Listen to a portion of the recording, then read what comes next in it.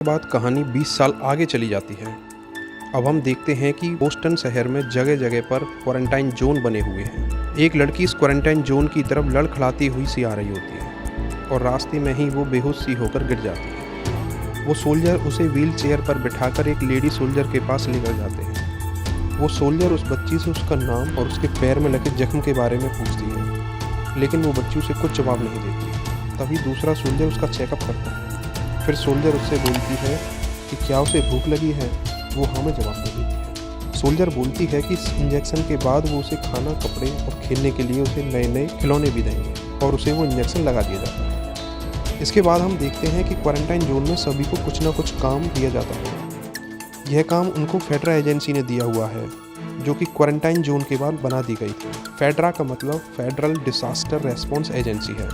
यह एजेंसी काम के बदले में लोगों को राशन कार्ड्स देती थी। इन्फेक्टेड लोगों से बचने के लिए फेडरा ने क्वारंटाइन जोन के चारों तरफ दीवारों पर हथियारों से लैस सोल्जर्स तैनात किए हुए थे।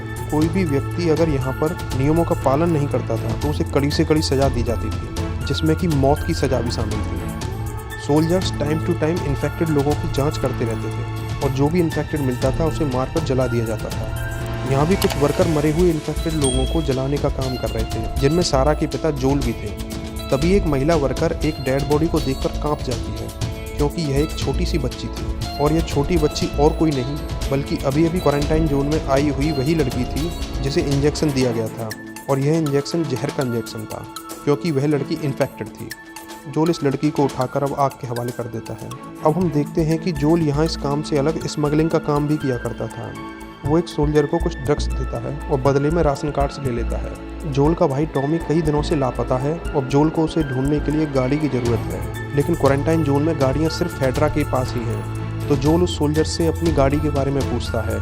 सोल्जर उसे बताता है कि गाड़ी का इंतजाम तो हो गया है, लेकिन बैटरी का इंतजाम उसे खुद करना होगा। जोल बैटरी के लिए एक दूसरे स्मगलर को पैसे दे देता है और अपनी एक साथी को उसके पास से बैटरी लाने के लिए भेज देता है, लेकिन उस स्मगलर के बंदे उस महिला को बैटरी देने के बजाय उसके साथ मारपीट कर देते हैं। और ये बात जब उनके बॉस को पता चलती है तो वो और भी ज़्यादा परेशान हो जाता है, क्योंकि उसने एक तो पैसे लेकर वो बैटरी किसी और को बेच दी थी और उल्टा जोल की इस साथी को ही पीट दिया था। वो बात कर ही रहे होते हैं कि तभी वहाँ एक धमाका होता है। उस धमाके में उस महिला को छोड़कर बाकी सभी घायल हो जाते हैं। वो महिला वहाँ से बाहर निकलती है तो उसे फेडरा के सोल्जर्स पकड़ लेते हैं।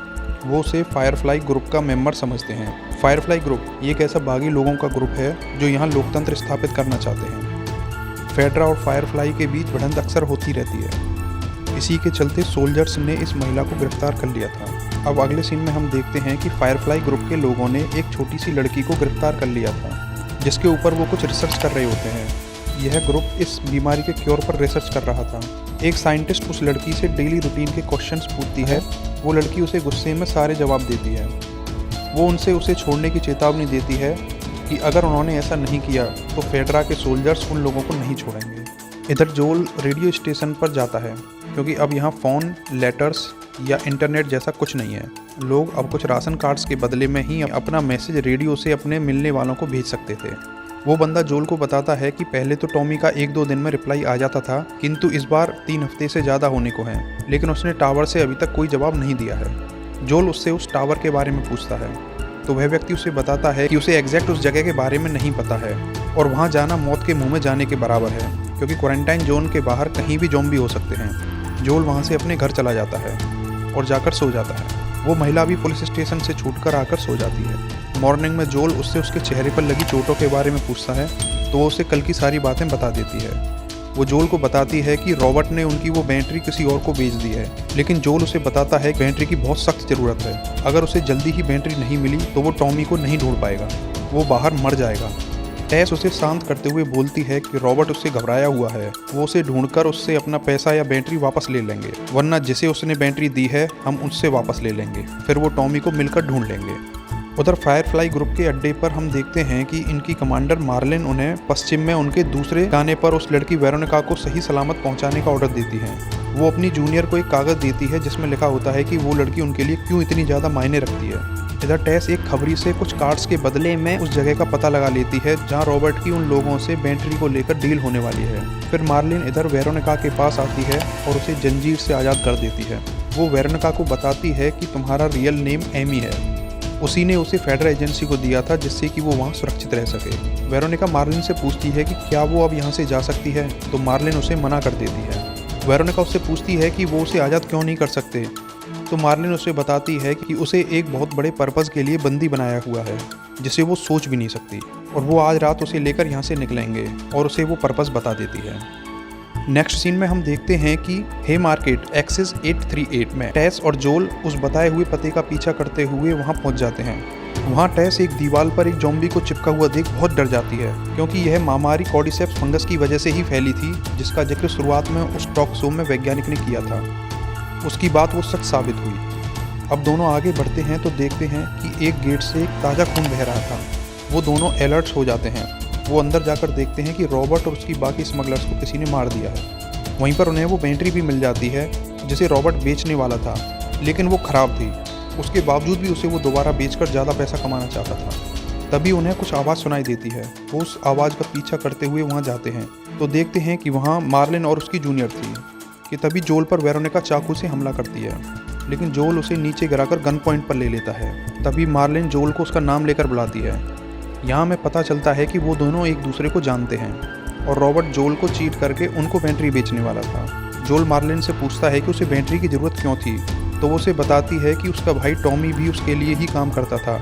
उन्हें वेरोनिका को फायरफ्लाई के दूसरे ठिकाने पर पहुंचाने के लिए बैटरी की सख्त ज़रूरत है। लेकिन रॉबर्ट के चीट करने पर उन लोगों के बीच गोलीबारी हुई। इस गोलीबारी में मार्लिन को गोली लग चुकी थी। अब मार्लिन जोल के साथ एक डील करती है। अगर जोल वेरोनिका को उनके दूसरे ठिकाने पर सही सलामत पहुँचा देता है, जैसे कि वो स्टेट हाउस कहते हैं, तो वहाँ से उसे बैटरी व कुछ हथियार मिल सकते हैं जिनकी मदद से वो अपने भाई को ढूंढ सकता है। जोल उसकी ये बात मान लेता है और वे वेरोनिका को अपने साथ अपने घर ले जाते हैं।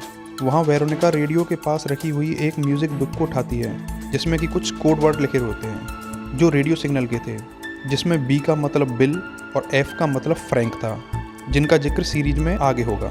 रेडियो में अगर 60 के सॉन्ग्स प्ले होते हैं तो इसका मतलब है कि उनके पास स्मगलिंग के लिए कुछ भी नया आइटम नहीं है। अब यदि 70 का कोई सॉन्ग पर्टिकुलर टाइम पर प्ले होता है तो इसका मतलब है कि कोई नया आइटम स्मगलिंग के लिए उपलब्ध है। यहाँ 80 के सामने क्रॉस का निशान था जिसे वो समझ नहीं पाती है कि तभी वहाँ पर जोल आ जाता है, तो वो उससे उस बुक को लूट कर वहीं पटक कर सो जाता है। रात में जब जोल की आँख खुलती है तो वो पाता है कि वेरोनिका अभी जागी हुई है। जोल वेरोनिका से पूछता है कि क्या वो किसी अमीर बाप की बेटी है जिसे फायरफ्लाई ने किडनैप किया हुआ है, तो उसे क्लियरली कुछ जवाब नहीं देती है। तभी वेरोनिका जोल को बताती है कि जब वो सो गया था तब 80 का सॉन्ग प्ले हुआ था, जिससे कि वो कुछ परेशान सा हो जाता है।